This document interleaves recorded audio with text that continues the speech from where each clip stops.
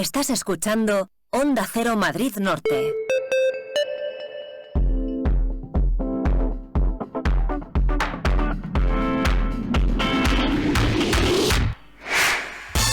Una y 21 minutos de la tarde vamos a hablar de cine y de un documental que desde ya les vamos a recomendar. Se trata de Belintonia 3. Mañana miércoles 17 de septiembre, por cierto, se va a proyectar dentro del Festival de Cine de Madrid y hoy está con nosotros pues su director, que es Javier Vila. ¿Qué tal? Muy buenas. Hola, buenas tardes, encantado de estar con vosotros. Bueno, ya saben que estamos en el espacio Cultura de Cine y que lo hacemos con nuestro compañero Luis Alberto Jiménez, que es director del blog Cultura de Cine. ¿Qué tal? Muy buenas. Hola, François, buenas tardes. Muy bien. Bueno, lo primero, Javier Vila, director de este documental Belintonia 3, quédense ya con este título. Exactamente, ¿qué vamos a contar en este documental? Bueno, pues exactamente es digamos, un ejercicio colectivo de recuperación de la memoria de la figura de Vicente Aleixandre, ¿no? Un gran desconocido, creo yo, de nuestra literatura y de la literatura universal. Y utilizando su casa, con la que tuvo una relación muy especial y que fue una especie de templo de la poesía durante el siglo XX, pues utilizando su casa, digamos, como el hilo que va tejiendo un poco todas las historias, ¿no? Para ir construyendo el personaje. Pero, ¿cómo te surgió la idea de hacer la película? Pues mira, la idea es a partir de una canción. Es una canción del grupo Maga, que se llama La Casa en el número 3, que es la única canción pues que a día de hoy se ha escrito sobre la casa, sobre Belintonia, y que ellos, bueno, a través de unos giros del destino acabaron interpretándola en la casa cuando la casa estuvo cerrada, ¿no? Porque la casa estaba cerrada desde que murió Aleixandre, ¿no?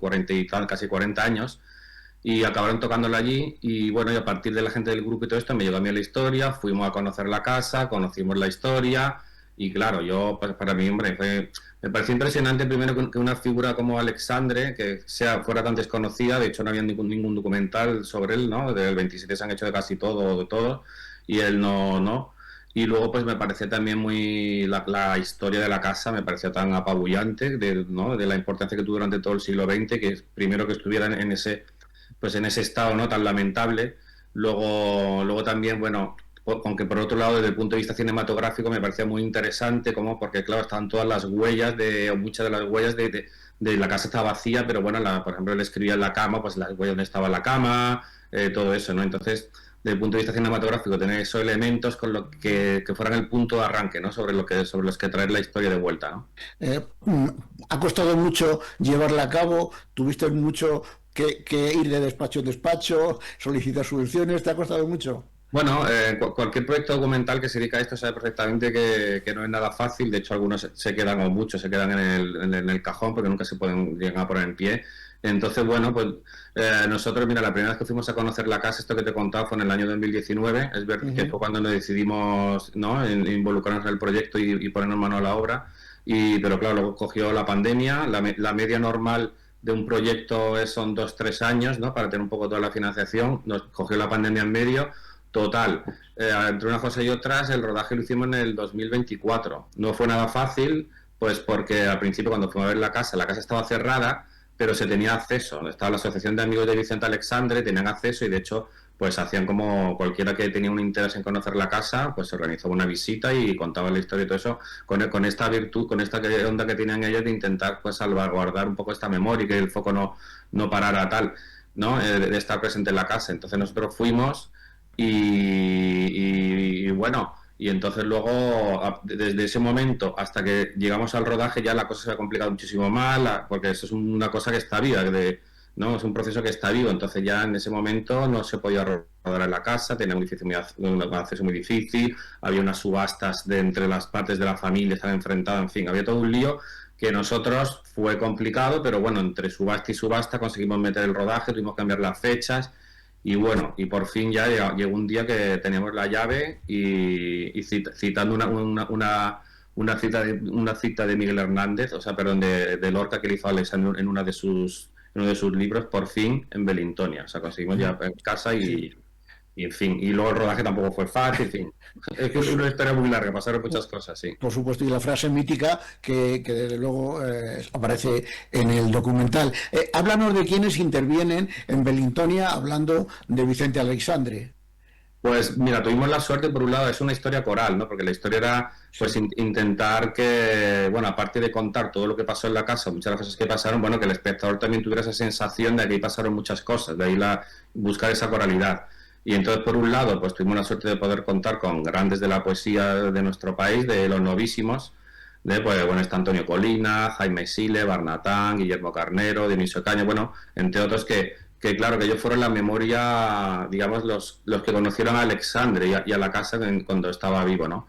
Y que bueno, que ellos tenían en esa época 18 o 20 años, eran los jóvenes poetas del momento. Entonces hemos tenido la suerte, muchos de ellos han vuelto 40 años después, no habían vuelto a la casa. Entonces, claro, pues de ahí el hecho de todas esas marcas de la casa utilizarlas como motor de arranque, porque claro, ellos antes de empezar las conversaciones tuvieron un rato en la casa, cada uno, un momento íntimo con todo eso, recordando.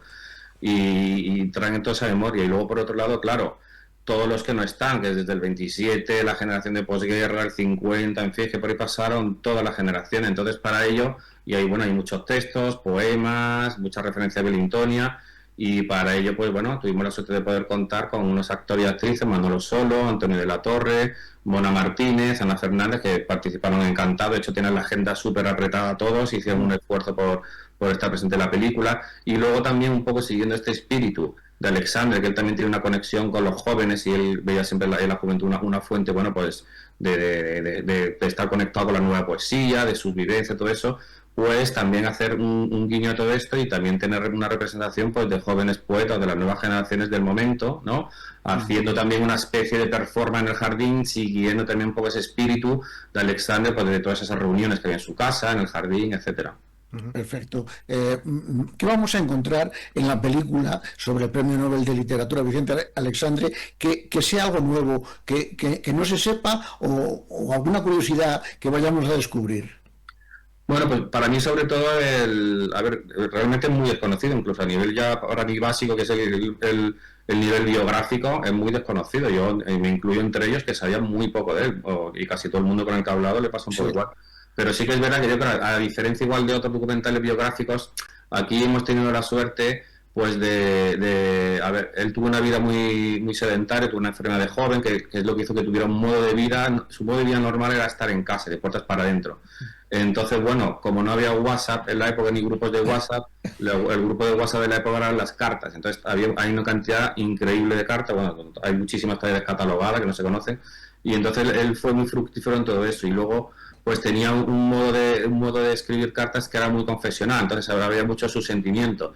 Y entonces, pues a mí me interesaba, dentro de toda la avalancha de documentación y de información que había, que es toda la prensa del siglo XX, me interesaba mucho pues ese lado humano, cómo conocer personajes que siempre hemos escuchado durante toda la vida, pero bueno, al final son, además de poetas, son personas, sobre todo son personas. Entonces esa relación entre ellos, pues entre Lorca, entre Miguel Hernández, que fueron súper amigos y se admiraban mucho, pues tener esos pequeños momentos de pequeñas historias con las que ir construyendo el personaje, y así pues también dejar un poco de hueco para que el espectador también piense, o sea, no apabullar con datos biográficos, que digo, es el siglo XX entero de poesía, sino tener un poco más ese lado humano, ¿no? Que es el que más me interesa, y dejar esos huecos para que el espectador vaya atando sus propios cabos y sacando sus conclusiones. A mí perdona, François, querías preguntar algo. Sí, bueno, vamos a recordar a nuestros oyentes que este documental Belintonia 3 se proyecta mañana en el Festival de Cine de Madrid, donde podemos verlo exactamente a qué hora. Y también me gustaría preguntarte por cuándo, si se tiene ya previsto, se tiene fecha de estreno en salas convencionales. Sí, bueno, pues se pone mañana, la verdad para mí baila es a las 5 5:30, habrá que consultar la página web, ¿no?, del Festival de Cine de Madrid, en la Cineteca, creo que a las 5. Y luego ya, bueno, siguiendo el proceso un poco natural de los documentales, pues ahora estamos en los festivales de cine, y a partir del final de noviembre serán los estrenos en sala en diferentes ciudades de España y todo eso, y luego ya a partir del año siguiente ya será pues las ventanas de las televisiones y todo esto. A mí me ha llamado la atención un par de cosas. La primera, que yo no recuerdo saberla, es que Vicente Alexandre escribía en la cama. Él, debido a su enfermedad, tuvo que estar en reposo mucho tiempo y ya se acostumbró a escribir en la cama, y ya hacía todo, sus poesías, sus cartas, todo lo hacía en la cama. Eso me ha llamado mucho la atención. Y luego otra cosa es que hay un pasaje donde se habla de Miraflores de la Sierra, pueblo muy cercano a Colmenar, donde él veraneaba. Y entonces ahí escribió a García Lorca por su libro El romancero gitano. Yo quisiera preguntarte, ¿cuál es tu pasaje favorito en la vida del poeta? Hombre, es una pregunta muy difícil de contestar, Sí. la verdad. Sí que, por ejemplo, una de las cosas que más me llamó la atención es cómo, desde el punto de vista de la creación, cómo es un poeta en el que según van avanzando los años, cada vez para mí es mejor poeta. Bueno, mucha gente coincide en esto. Incluso que los últimos libros de toda su producción, que fueron bastantes libros, bastantes poemarios, pues sus 2 últimos son los mejores. Entonces sí, a mí me admira mucho toda esa parte de cómo no se le fue apagando la llama, sino todo lo contrario, sino que, ¿sabes? Como todo su saber poético, pues fue en aumento. Entonces, claro, allá no solamente son poemas, son poemas en los que también ya tienes todo el bagaje de toda tu vida, ¿no? Y los que aparte de ser creaciones, ¿no? Literarias bonitas, ¿no? Y que tienen fuerza, pues también tiene una reflexión de pensamiento, ¿no? Y entonces, en general, pues sí que no te sabría decir una cosa concreta, porque hay muchos poemas que me gustan mucho, pero sí esta última época me parece muy increíble. Uh-huh.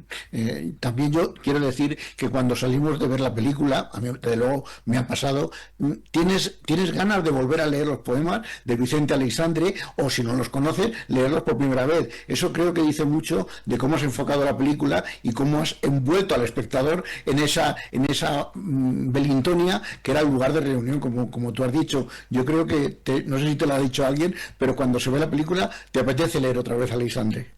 Sí, me lo han dicho, la verdad, y para mí es algo muy bonito porque siempre, ¿sabes? Cuando haces cualquier tipo de proyecto, siempre la idea es que sirva para algo, que cambie algo, ¿no? Con que sea una cosa muy pequeña. Y sí que para mí al principio uno de los objetivos que me marcaba bueno, que me interesa a mí como espectador, que yo creo que es un espectador medio y también para mí una figura muy desconocida. Y yo lo que pensaba todo el rato era, bueno, pues que cuando vea la película, pues esto, que me den ganas de saber más, pero sobre todo que un día pase por un escaparate o la Feria del Libro o cualquier sitio y vea un libro y diga, pues a ver, que tenga ganas de saber más y de investigar un poco la figura, ¿no? Sí. Uh-huh.